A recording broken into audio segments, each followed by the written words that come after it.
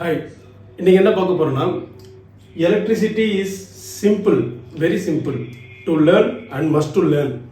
So அந்த கான்செப்டில் வோல்டேஜ்னா என்ன, கரண்ட்னா என்ன, ஸோ இந்த ரெண்டு ஃபேக்டர் பார்த்தீங்கன்னா எலக்ட்ரிசிட்டியில் ரொம்ப ரொம்ப ரொம்ப நம்ம கண்டிப்பாக தெரிஞ்சுக்கணும். வெரி வெரி வெரி பேசிக்கு எல்லாருமே தெரிஞ்சுக்கணும்.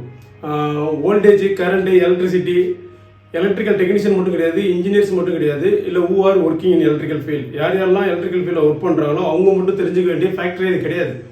ஸோ இந்த வோல்டேஜும் கரண்ட்டும் பார்த்தீங்க அப்படின்னா எல்லாருமே தெரிஞ்சுக்கணும். ஏன் ரீசன்னா சம்மோ பீயிங் டச் வித் எலக்ட்ரிசிட்டி. எப்படி சொல்கிறது அப்படின்னா, இப்போது ஒரு வீட்டில் இருக்கோம் அப்படின்னா நம்ம சுவிட்ச் போடுறோம், ஸோ எலக்ட்ரிசிட்டி. ஸோ மிக்சர் இருக்குது, கிரைண்டர் இருக்குது, ஸோ ரிமோட்டு, ஃபோன் சார்ஜர்லேருந்து எல்லாமே நம்ம ஏதாவது ஒரு ரீசனில் நம்ம எலக்ட்ரிசிட்டியோட டச்சில் தான் இருந்துகிட்டே இருக்கும். ஸோ அப்போ பேசிக் எலக்ட்ரிசிட்டி நம்ம தெரிஞ்சிருக்கிறது ரொம்ப ரொம்ப நல்லது. வோல்டேஜ்னா என்ன, கரண்ட்னா என்ன, இது எப்படி ஒர்க் ஆகுது, ஸோ இது நம்ம தெரிஞ்சுக்கணும். ஸோ அந்த கான்செப்டில் இன்றைக்கி நம்ம பார்க்க போகிறது வோல்டேஜும் கரண்ட்டும். ஸோ வோல்டேஜும் கரண்ட்டும் எவ்வளோ சிம்பிளாக புரிஞ்சுக்கலாம் அப்படிங்கிறத நம்ம இன்னைக்கு பார்க்கலாம். வோல்டேஜ்னா என்ன, எலக்ட்ரிக்கலில் வோல்டேஜ் அப்படின்னா புஷ் பண்ணுது. வோல்டேஜ்ங்கிறது புஷஸ், கரண்ட் அப்படிங்கிறது ஃப்ளோ, கரண்ட்ங்கிறது ஃப்ளோ பண்ணுறது. ஸோ இதுக்கு ஒரு எக்ஸாம்பிள் பார்க்கலாம். நீங்கள் ரெண்டு எக்ஸாம்பிள் பார்க்கலாம். ஃபர்ஸ்ட் எக்ஸாம்பிள் பார்த்தீங்கன்னா அப்படின்னா ரியல் லைஃப்பில் மோட்டார் பைக் ஆப்ரேஷன். ஸோ இந்த மோட்டார் பைக் கான்செப்ட் பார்த்தீங்கன்னா ஈஸியாக எல்லாத்துக்கும் கனெக்ட் ஆகும். அதனால நான் இந்த பைக் ஆப்ரேஷன் எடுத்திருக்கேன். ஸோ இந்த மோட்டார் பைக் ஆப்ரேஷன் எடுத்துக்கோங்க. இதில் வந்துட்டு கிக்கரில் ஸ்டார்ட் பண்ணுவோம், கிக்கரில் ஸ்டார்ட் பண்ணுறோம், இல்லை செல்ஃபில் ஸ்டார்ட் பண்ணுறோம். இந்த ஸ்டார்டிங் ப்ராசஸ் இருக்குது பார்த்தீங்களா, அதுதான் வோல்டேஜ்னு நினச்சிக்கோங்க. ஸ்டார்டிங் ப்ராசஸ் வோல்டேஜாக நினச்சிக்கோங்க. அப்புறம் வண்டி வந்துட்டு மூவ் ஆகுது பார்த்தீங்களா, வண்டியை ஸ்டார்ட் பண்ணுறோம், அது வந்துட்டு வோல்டேஜாக நினச்சிக்கோங்க. வண்டி வந்துட்டு மூவ் ஆகிறத கரண்ட்னு நினச்சிக்கோங்க. கரண்ட்டு ஸ்டார்ட் பண்ணுறது வோல்டேஜ்.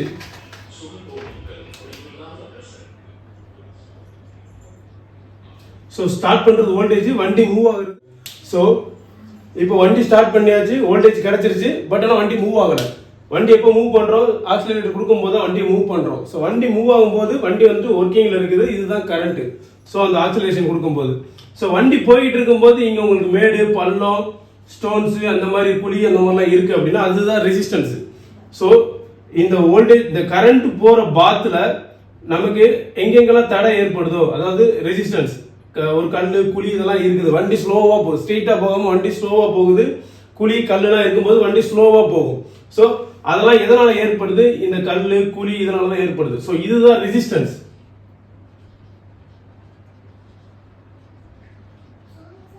ரெசிஸ்டன்ஸ். ஸோ இப்போ உங்களுக்கு வோல்டேஜ் என்ன பண்ணுறது தெரியும், கரண்ட் எப்படி ஒர்க் ஆகுதுன்னு தெரியும், ரெசிஸ்டன்ஸ் என்ன பண்ணுறதுன்னு தெரியும். ஸோ ஏன் இந்த வோல்டேஜ் கரண்ட் நம்ம தெரிஞ்சுக்கணும்னா, இதுதான் வந்துட்டு சேஃப்டியும், அதாவது ப்ரிவென்ட் ஃப்ரம் ஹியூமன் ஷாக்ல இருந்து ப்ரிவென்ட் பண்றது, இந்த டூ ஃபேக்டரை டிசைட் பண்றது இந்த ரெண்டு தான், வோல்டேஜும் கரண்ட் தான். ஸோ அதனால கண்டிப்பாக இந்த வோல்டேஜும் கரண்டை பற்றி தெரிஞ்சிருக்கணும். ஸோ இப்போ ஃபர்ஸ்ட் எக்ஸாம்பிள் நம்ம பார்த்துட்டோம், இதில் உங்களுக்கு ஓரளவுக்கு கிளியராக தெரிஞ்சிருக்கும் நான் நம்புறேன். ரெண்டாவது எக்ஸாம்பிள் பார்க்கலாம். ஸோ இப்போ இதில் நம்ம ரெண்டாவது எக்ஸாம்பிள் பார்க்கலாம். ஃபர்ஸ்ட் எக்ஸாம்பிள் பார்த்தீங்கன்னா மோட்டார் ஆப்ரேஷன், எது ஈஸியாக உங்களுக்கு கனெக்ட் ஆகுமோ அதை வச்சு சொல்லுவோம் மோட்டார் ஆப்ரேஷன். ரெண்டாவது பார்த்தீங்கன்னா வாட்டர் டேங்க் ஆப்ரேஷன். இதுவும் நம்ம எல்லார் வீட்லேயும் பார்த்துருப்போம், மேலே வீட்டுக்கு மேலே வாட்டர் டேங்க் இருக்கும். ஒன்ஸ் வாட்டர் ஃபுல்லாச்சு அப்படின்னா அதோட கனெக்டாக இருக்கிற பைப் லைன்ஸ், இப்போ இங்கே பாருங்க, இது கிச்சனில் கனெக்ட் ஆகிட்டு வச்சுக்கோங்க, இது வந்துட்டு பாத்ரூமில் கனெக்ட் ஆகிட்டு வச்சுக்கோங்க. இந்த பைப் லைனு, இந்த பைப் லைன் பார்த்தீங்கன்னா ஸ்மால் பைப்பு, இது கொஞ்சம் லார்ஜ் பைப்பு. ஸோ அப்போ இந்த பைப்பில் டேப் ரொம்பவே க்ளோஸில் இருக்குது. ஸோ இப்போ இங்கே வாட்டர் ப்ரெஷர் எவ்வளோ இருக்கும், ஸோ வாட்டர் இங்கே டேங்க்லேருந்து கீழே, இப்போ நீங்கள் டேப்பை ஓப்பன் பண்ணிங்கன்னா ஹை ப்ரெஷரில் வாட்டர் வந்துட்டு புஷ் பண்ணி கீழே வெளியே போகும். டேங்க்லேருந்து கீழே ப்ரெஷரில் புஷ் பண்ணி வெளியே போகும். அந்த புஷ்ஷிங் நடக்குது பார்த்தீங்களா, புஷஸ்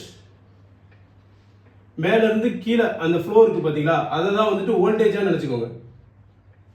இங்கே ஒரு டிவைஸ் இருக்குது, அந்த டிவைஸை வந்துட்டு ஒர்க்கிங் கண்டிஷன் கொண்டு போனோம் அப்படின்னா ஃபர்ஸ்ட் வந்துட்டு வோல்டேஜ் வேணும். ஸோ மேலேருந்து கீழே வந்துட்டு வோல்டேஜ் வந்துட்டு புஷ் பண்ணுது அந்த டிவைஸை ரன் பண்ணுறதுக்கு. பட் வந்துட்டு வோல்டேஜ் வந்து கிடைச்சாலுமே டிவைஸ் வந்துட்டு ஒர்க்கிங் கண்டிஷனுக்கு போகாது. அந்த டிவைஸ் எப்போ ஒர்க்கிங் கண்டிஷன் போகும்னா கரண்ட் ஃப்ளோ ஆகும். இந்த ரெட் கலரில் டாட் டாட் வச்சுக்கோங்க பார்த்தீங்களா, இதுதான் water. So current flow of current, moments of current, moments of electrons அந்த மாதிரி சொல்லலாம். ஸோ இந்த கரண்ட் எப்போ ஃப்ளோ ஆகுதோ அப்போ தான் இந்த டிவைஸ் வந்துட்டு ஒர்க்கிங் கண்டிஷனுக்கே போகும். ஸோ இந்த டேங்க் ப்ரெஷர்லேருந்து ரிலீஸ் ஆகுறது ஹை ப்ரெஷரில், அது வந்துட்டு புஷ் பண்ணி கொண்டு போகிற வாட்டரை நம்ம வோல்டேஜாக எடுத்துக்கலாம். எவ்வளோ வாட்டர் அந்த பைப்பில் போகுது, இந்த ஸ்மால் பைப்பில் எவ்வளோ வாட்டர் போகுது, ஸோ அதுதான் எவ்வளோ எலக்ட்ரான்ஸ் மூவ் ஆகுது அப்படிங்கிறத நம்ம கரண்ட் அசியூம் பண்ணிக்கலாம். So flow of current, so இந்த பைப்பில் ஃப்ளோ ஆஃப் கரண்ட், ஸோ இந்த ஸ்மால் பைப்பில் எவ்வளோ எலக்ட்ரான்ஸ் மூவ் ஆகுதோ, அதாவது தண்ணி போகுதோ, அதை தான் வந்துட்டு நம்ம கரண்ட் அசியூம் பண்ணுறோம். ஓகேங்களா? ஸோ இது சின்ன பைப்பு, இது பெரிய பைப்பு. பெரிய பைப்பில் அப்படின்னா நிறைய எலக்ட்ரான்ஸ் மூவ் ஆகும். ஸோ இப்போ இதில் நிறைய கரண்ட் ஃப்ளோ இருக்கும். So more current flow.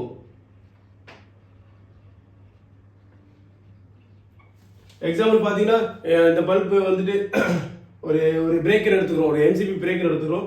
இது 6 ஆம்பியர் சொல்லுவாங்க, இது வந்துட்டு 60 ஆம்பியர் 100 ஆம்பியர் அந்த மாதிரி சொல்கிறாங்களே. அப்போ 6 ஆம்பியர் பார்த்தீங்கன்னா சின்னதாக கரண்ட்டை ஃப்ளோ பண்ணும். இப்போ 100 ஆம்பியர் அப்படின்னா நிறைய கரண்ட்டை ஃப்ளோ பண்ணும். நிறைய கரண்ட் மீன்ஸ் நிறைய எலக்ட்ரான்ஸை ஃப்ளோ பண்ணும். அந்த கனெக்டட் டிவைஸை ஒர்க்கிங் கண்டிஷனை மாற்றுறதுக்கு நிறைய கரண்ட் வந்துட்டு ஃப்ளோ ஆகும். ஸோ 2 எக்ஸாம்பிள் உங்களுக்கு சொல்லியிருக்கிறேன். ஸோ அப்புறம் பார்த்தீங்கன்னா வோல்டேஜ் கரண்ட்டும் இன்னைக்கு புரிஞ்சிருக்குன்னு நான் நினைக்கிறேன். ஸோ இதை பற்றின வேறு ஏதாவது டீட்டெயில்ஸ் இருந்துச்சுன்னா கமெண்ட் பண்ணுங்கள். தேங்க்யூ.